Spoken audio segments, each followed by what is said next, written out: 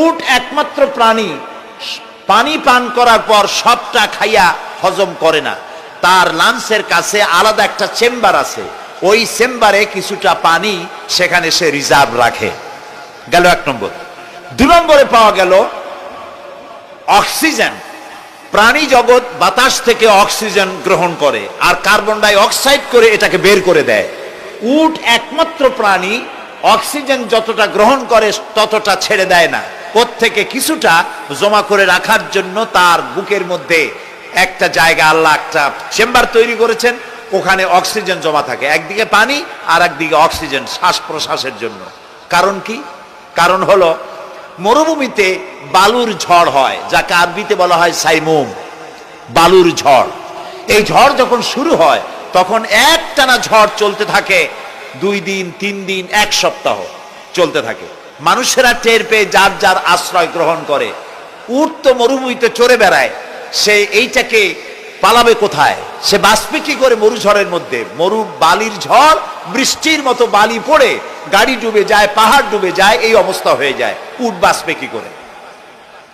আল্লাহ রাব্বুল আলামিন উটের দেহ তৈরি করার সময় এমন ব্যবস্থা করে দিলেন, উট যখন টের পায় বালুর ঝড় হবে, সঙ্গে সঙ্গে তার সামনের 2টা পাও দিয়া বালু সরায় দিয়া তার মাথার গলার অর্ধেকটা বালুর মধ্যে ঢুকায় দিয়া 5 দিন 7 দিন যেন থাকতে পারে, পানি আর অক্সিজেনের জন্য সে যেন মারা না যায়।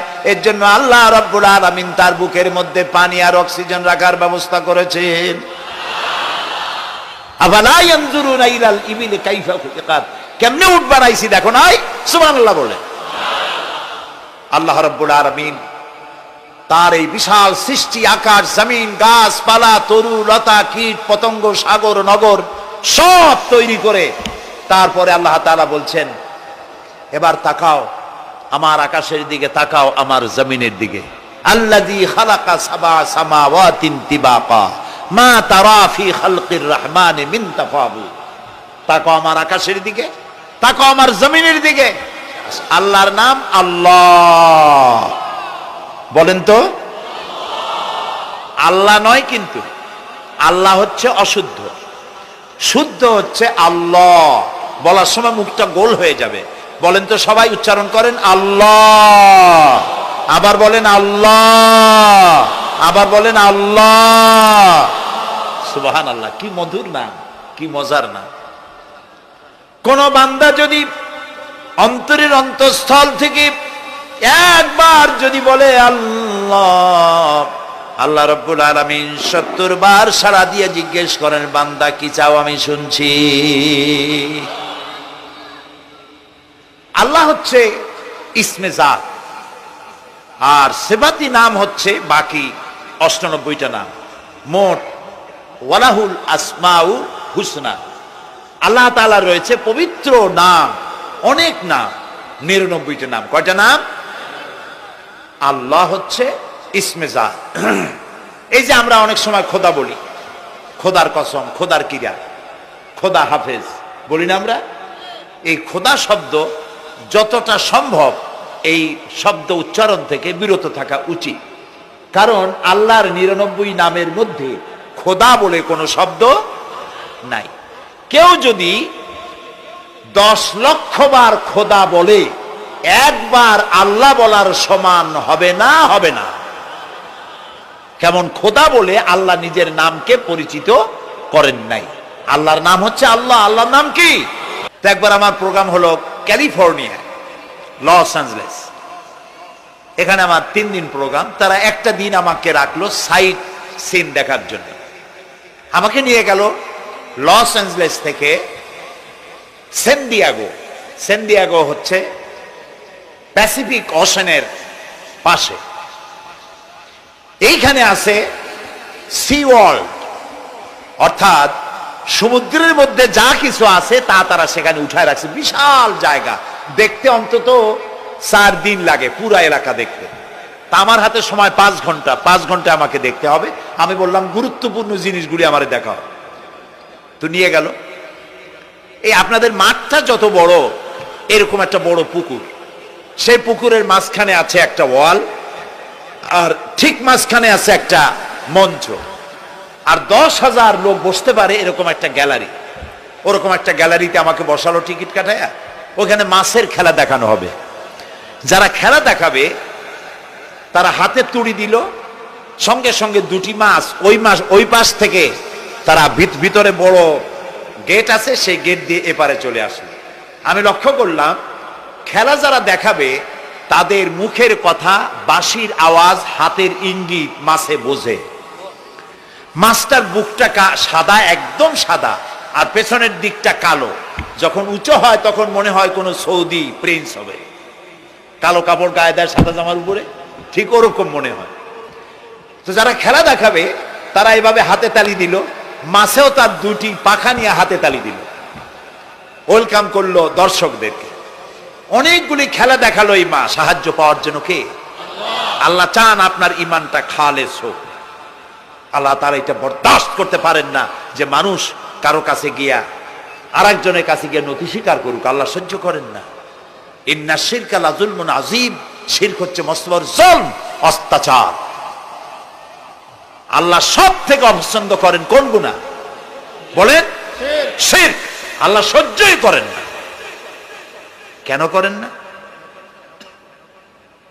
একটা যুক্তিতে আসে।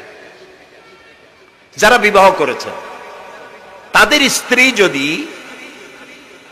স্বামীর সাথে যে ধরনের হাসি খুশি প্রেমের আদান প্রদান করে, স্বামী ছাড়া যদি আরেকজন পুরুষের সাথে এরকমের ভাব বিনিময় করে, ফোনে কথা বলে, প্রেম করে, খুব সুন্দর করে ভালোবাসা দিয়ে যদি চিঠি লেখে অন্য পুরুষের কাছে, অথবা প্রেম নিবেদন করে, তাহলে স্বামীদের অবস্থা কেমন হবে বলেন?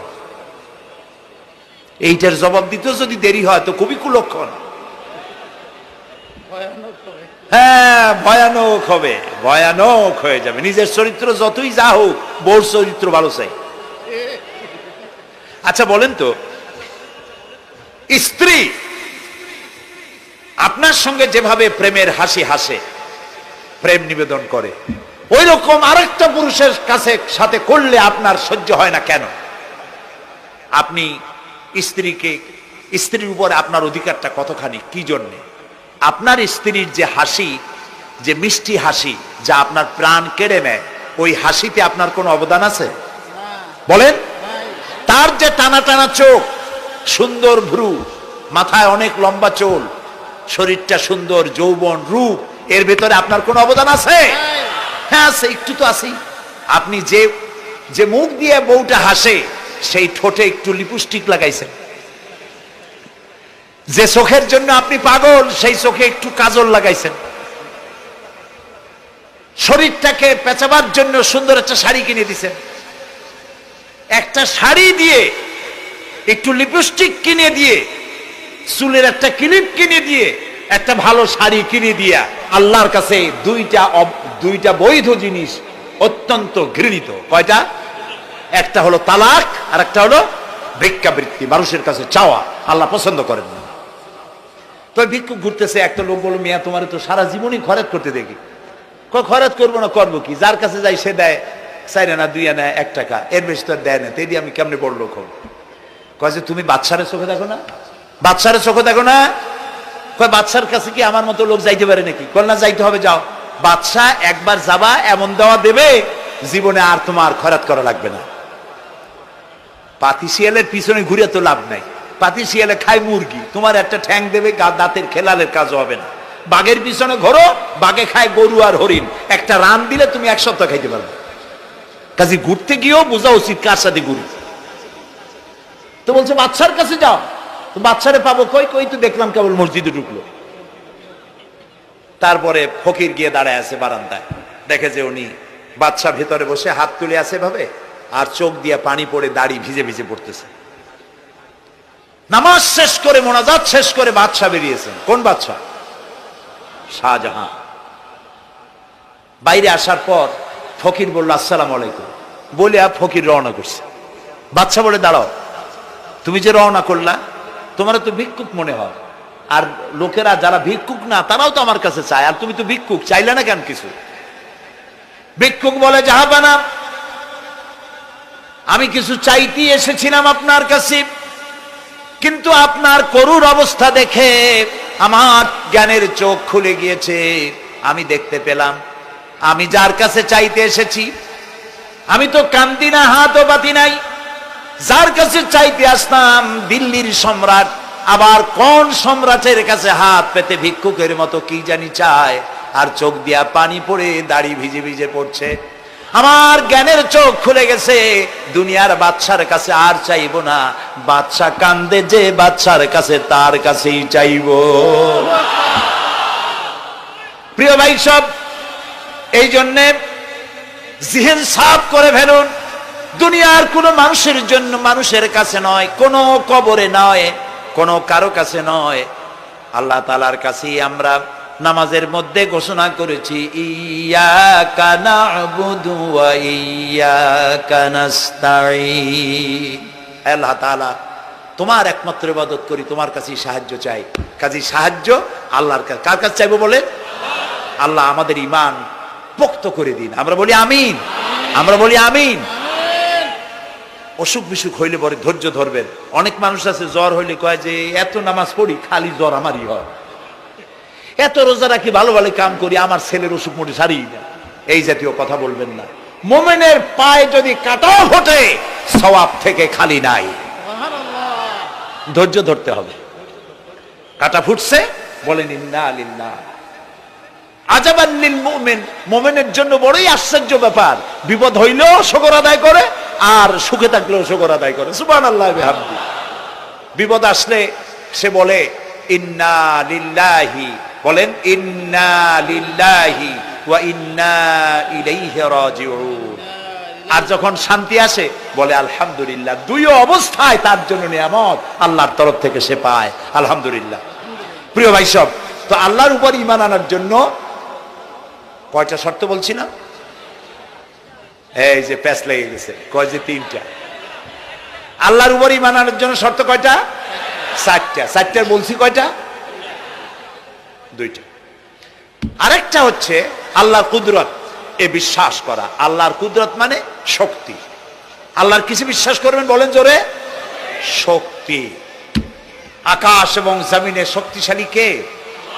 কিন্তু আমার দেশের জনগণ, কিছু কিছু রাজনীতিবিদরা বলে জনগণই নাকি সকল ক্ষমতার, সকল শক্তির উৎস। কি পাগল! তুমি ক্ষমতার উৎস? নাকের মধ্যে ময়লা, দাঁতে ছাতা, পেটের মধ্যে দুর্গন্ধ ভরা, ক্ষমতার উৎস? আশ্চর্য কথা। এই যে ক্ষমতার উৎস, হাজার হাজার লোক এখানে বসা, দুইটা ভাউয়া ব্যাংক যদি দুই কোণা দিয়ে ঢোকে, ভাউয়া ব্যাংক চেনেন?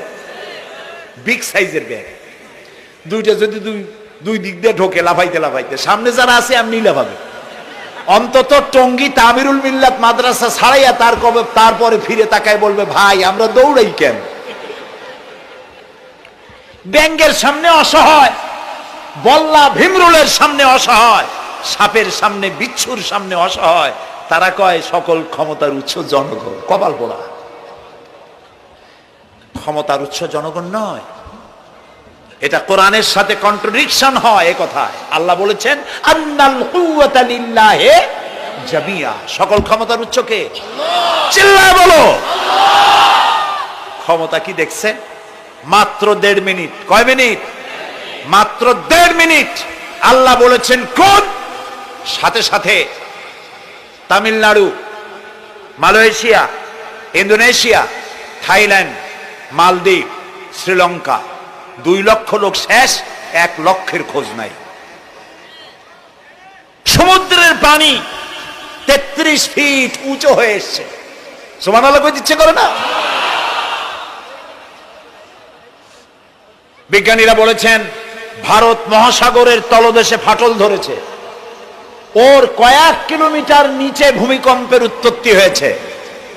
ভারত মহাসাগরের পানি 3 হাত না 4 হাত, কত কিলোমিটার আল্লাহ জানে।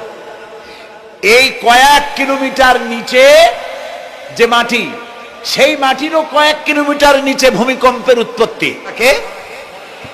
জিন্দাকে মারতে পারেন, মরুভূমিতে ফুল ফুটাতে পারেন। সুবহানাল্লাহ। যা খুশি তাই করতে পারেন। এই শক্তি সহকারে আল্লাহকে বিশ্বাস করতে হবে। চতুর্থ নম্বরে আল্লাহর হুকুম এবং হাকাম, আদেশ নিষেধ। আমি আল্লাহরে বিশ্বাস করি, এই কথার কোনো দাম নাই যদি তার আদেশ না মানি, এই কথার কোনো দাম নাই যদি তার নিষেধকে আমি আমার জীবনে প্রত্যাহার না করে চলতে পারি। মুসলমান বলে দাবি করার কোনো মূল্য নেই।